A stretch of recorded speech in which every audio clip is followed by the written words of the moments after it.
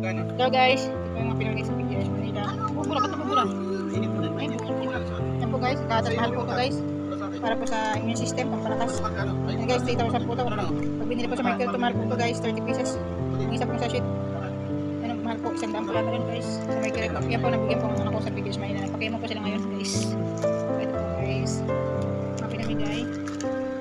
Yan. Yan yung mga pinamigay guys. Yan. Yan. Guys, ano?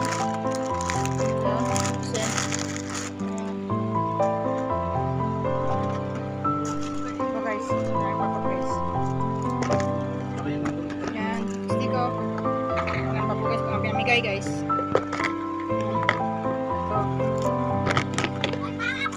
Yan. Yan, tapos yun naman ito. Ito. Yan po guys, makamaran ka po guys. Yan. Yan guys. Itong mahal po guys. Itong mga laruan. Laruan. Yan mga laruan tsaka ito. Yan. Stiko. Ito po guys.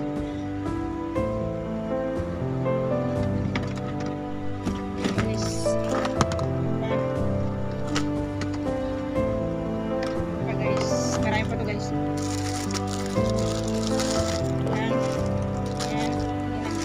Ito pa guys. Ito. Yan marami. Galing sa PGH Manila po guys. Yan. Yan. Marami po guys yan. Thank you for watching. Yan marami pong toys.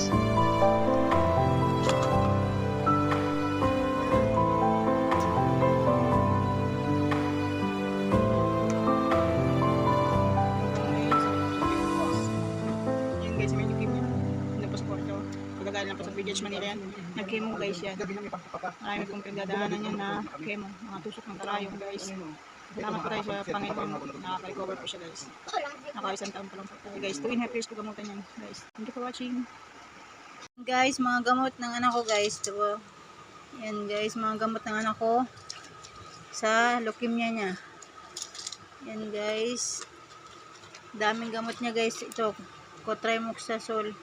Yan. Para sa mga